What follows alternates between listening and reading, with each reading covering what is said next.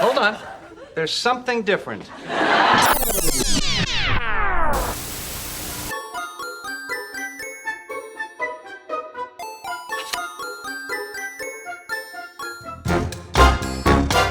Oh, God! Seadoo, seadoo, seadoo. What were you thinking? Bronze? Sand? Some are saying champagne? Either way, is this the color you really think we want to be blitzing around on a Spark? Megs, throw me another color. What about something more bold? Like green, pink, purple? Just not sand. Guys, you know what to do. Hit the subscribe button. I'm going to change the top. Let's get into the video. That's better. We didn't get the faster spark. We didn't get the nice colorful XP from the 90s. We got sand and dazzling blue. They're calling it sand. Like, why you would want to call it sand, I just don't know. I know there's a logical tie to the ocean and the sand. I actually think maybe in a development meeting you had some of the designers going, maybe we should link this to the motion of the ocean and bring in sand as a philosophy in a design cue. But guys, it's just too literal and it's not actually that empowering when you think about it. It's sand at the end of the day. It's not one of those colors that you would pick. As you just saw with the intro of this video, do I look better in green or do I look better in camel? Maybe they'll answer that. Now I want to be diplomatic and I don't want to be too harsh on Seadoo because let's face it, people do like iPhones in gold and rose gold and all these sort of colors, but are those the same people that are hitting the waves, doing donuts, and they want a gold bronzy machine? Now I have some logical theories as to why they've gone with sand, but what I want to focus more of my attention on in this video to give back to you guys that actually love watching classic two-stroke content is to show you what could have been and entertain the romantic idea a little bit more. Now I know it's split opinions. Some people are saying, Joe, you cannot use the XP brand name on a Spark. And other people are saying, I love it. It brings back the philosophy of the Spark. Either way, guys, it's creating a conversation. And hopefully if Seadoo see this video, they'll get the right nudge as to what we actually want. Now, before I get into why I think they've done a sand color, let's go into Photoshop. I've taken their press pack, I've downloaded the images for this year, the nice high-res images. I've gone ahead and masked up the different areas of the Spark which typically change color. Now some people asked me why with my previous XP mock-up of the 96, why I predominantly stayed with black. Seadoo since 2014 have always stuck with a predominantly black base. Now I think that's something to do with the recycled Polytech plastic. They use black predominantly, whether that's something to do with the way they can colorize the plastic, I'm not 100% sure. Put in the comments. What you typically see is a main chassis in black, the hull, the underside hull, and most of the top deck, and then they dip into colors. So I've based my mock-ups on logical things we could see from Seadoo. As much as it'd be nice to put the whole chassis is a green or a purple or a pink, I've actually stuck to some realistic parameters as what we could actually see. So I took the 2025 sand and dazzling blue, I masked up the key areas which I think could change colors. And guys, I just wanted to demonstrate here really effortlessly and quickly, also for Seadoo's benefit, for their design team, look at what we could have had. We could have had a yellow and a blue.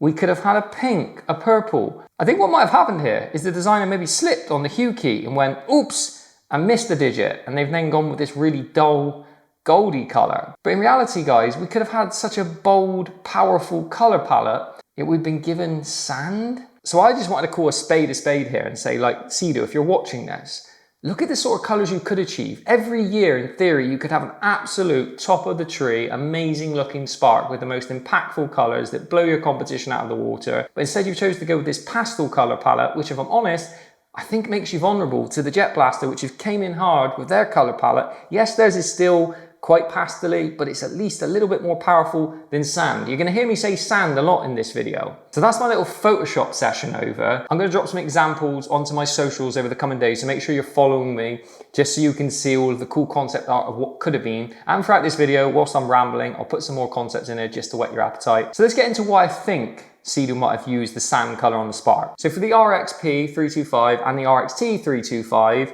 they've gone with this sand, champagne-y color on the top deck, and they've moved away from that nice Viper red we saw last year when they first introduced it. And I think that's a huge shame for me. I thought the RXP in that red was absolutely phenomenal. It looked incredible. It looked like a throwback to the GSX Limited 99 or the XPDI, and it really had that powerful statement again. Now I'll give them a pass because the gold color, I'm going to call it gold because to me it is gold, whether you want to call it bronze. Put in the comments how you're referring to it. But for the 325s, the performance machines, I think you can get away with it. Why? Because gel coat has a shine, right? So inherently anything that has a gloss finish is going to catch the light and look really, really nice, kind of whatever color you go with. And we've seen that over previous years, kind of whatever colorway you go, with a shine is going to look better. And I think what's happened is they thought, well, we could probably apply those colors to the lesser model with the Spark, which again is frustrating because should you really not be approaching the Spark with a completely different philosophy? The Spark is a playful ski. The RXP and RXT are performance skis. They should warrant their own design time. With plastic and Polytech, you don't get away with the same luxury. You don't have a glossy finish. So all of a sudden, sand looks like a dirty off-white.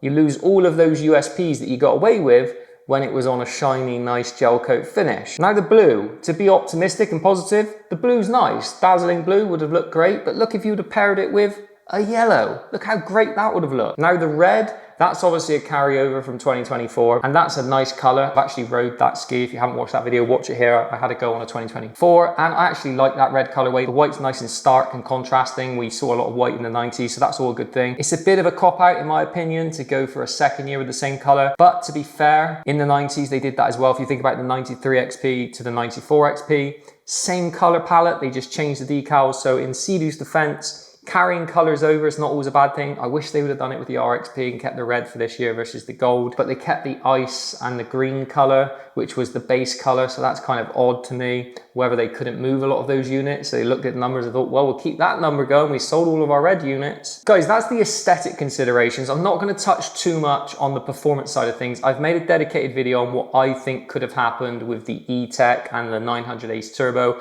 Watch that there. That video gives a real good breakdown of what I thought could have happened with the performance. And I still think there will be a faster Spark. It's obviously going to be a year, although we could have the 95.5, whereby we see a late entry in the year. That doesn't happen though, sadly. It's once a year nowadays. In the 90s, we did see that, 2 entries in 95. For all the haters that have been coming for me saying, Joe, there's never going to be a faster Spark, mark my words, you have it here. There will be a faster Spark. It's just a matter of patience and timing. Will it be in the 96 colorway? I'm not 100% sure, but there's one thing I know for sure. Can you disagree with the fact that when you use bold colors on these Spark, it just brings these machines to life? Sea-Doo have to acknowledge that at some point. I honestly think a bold, colorful, faster Spark would do absolutely crazy numbers. I think everyone would rush into the dealership and they would buy one. So I'm not gonna waffle too much about the faster Spark. I put lots of theories to it in previous videos, but guys, I hope you like this snappy little entry showing you guys what could have been, how easy it would have been for Sea-Doo to give us different colors. My honest thoughts on what I think on the champagne sand. It's not awful, but it's not great. Now, preempting what people are maybe gonna put in the comments, Joe, why don't you think they did bolder colors? I think there needs to be more honesty behind the scenes with Sea-Doo, whether it's the ambassadors or whether it's the actual designers behind the scenes. I'm not throwing too much shade, but if someone was honest in those development meetings and saying, guys, we need to bring back bold colors, let's not go safe, let's not just have a diluted color palette. I know everything is dictated by money, everyone's saying the industry is down in general, but the reality is if they're putting energy and time into bigger screens and, you know, the GTX going to the 300 and the fishing platform, Sea-Doo are obviously looking to the future of these crafts. And I just think if someone was a bit more brave, like the 90s, if you think about the 90s, it wouldn't be a stretch to say every color in the 90s was hard hitting, impactful, memorable. If we think back in 20 years time for 2025 Sea-Doo Spark, sand and dazzling blue, do you think people are going to look back and go, wow, that was an incredible color? It's a safe color. It's a color that some people will like because it's muted and it looks quite sophisticated. But the average demographic consumer of the Spark are your playful hooligan riders that just want to have fun, fall off, jump waves. So it kind of doesn't conform. I get it for something like the GTX, which ironic has this beautiful blue color. But for the Spark to use that color, it just doesn't make a ton of sense. Guys, put in the comments what you think of the sand. Tell me if you like it. Maybe there are people that absolutely love it, and tell me what colors you'd like to see on the Spark. My choice would be like a nice bold green or a pink. I've been playing around with different colors all day just to kind of satisfy me what I wish would have happened. For anyone that's maybe hitting this channel for the first time and you think, God, you make a lot of Spark content, I love two-strokes. This channel is dedicated to two-strokes. Yes, I've been making a lot of Spark content at the moment, but guys, have a look around. There's tons of videos from the Yamaha Wave Raiders to Wave Blasters to Sea-Doo SPs, XPs, GSXs, My love affair is with the 90s. I'm just trying to dip a toe into the new gen skis. At the moment, Seadoo are giving me every reason to stay firmly on my 951s and my 717. Until we see a faster spark and some more compelling colorways, I'm firmly sticking to my 2 strokes. As always, guys, let's keep the classics alive. Oh.